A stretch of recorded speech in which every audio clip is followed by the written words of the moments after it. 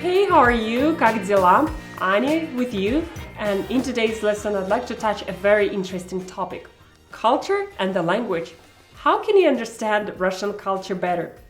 Of course, it's the language that expresses the way of thinking, how you filter, how you structure the world into concepts. So in this series of lessons, I'd like to discuss connection between the Russian language and the cultural perception of the world.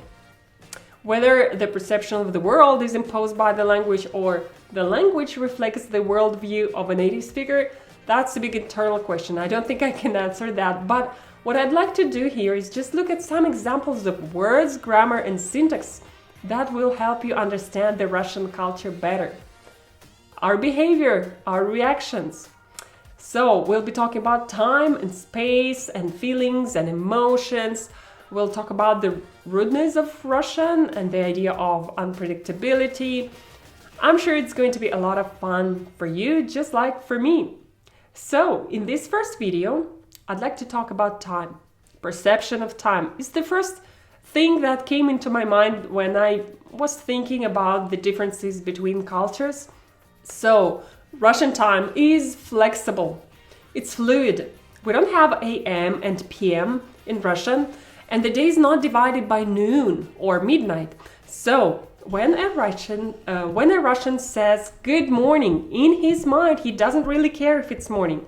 What he does, he looks at the person and the activities he's involved in, and he decides that it's okay, this is the beginning of the day for him, and he says Dobrое утро, good morning. One can even hear good morning at 12 o'clock in the afternoon if the person has just woke up and he's having breakfast or preparing for work. So a bit ironically though, but still it's quite possible. Добрый день in English is good afternoon. In Russian though, you will hear good afternoon even in the morning, because our choice of identification of the time depends not on the astronomical time, but by the activity people are involved in. For example, if you're in the office, it's 11 a.m. or 10 a.m. and you might want to wish good afternoon to a person because you already know that he's in the middle of his work.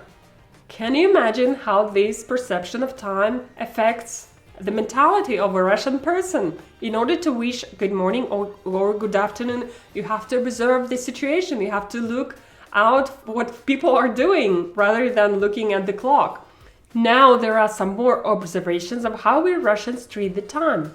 I've had one and the same hairdresser for ages, and in order to set an appointment, I have to make 2 calls, one for a date, another for a time. So the first time I call, we set the date 3 or 4 days ahead, not earlier, but we don't set the time. My hairdresser will use this special verb that I think only exists in Russian, созвониться.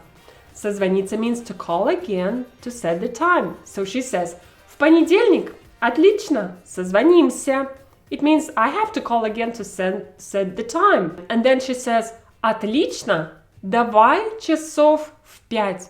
That's exactly the phrase she will use to set the time. Часов в 5. Now, I know you probably learned how to say the time in Russian. В 5 часов. В 7 часов. Я встаю в 6 часов. But here she says exactly часов в 5, which means, if you notice the reverse word order here, which means at about 5 p.m.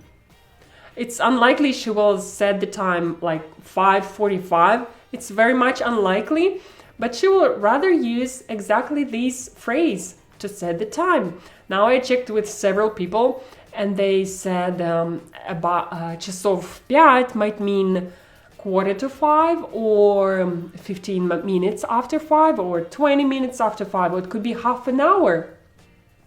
So this is how we do things.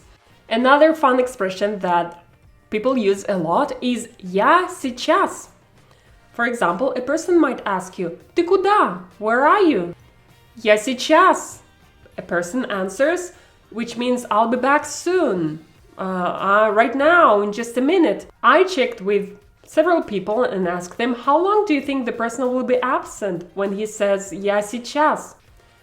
And many of them answered The amount of time could be anything, 5, 10, 15 minutes or whatever.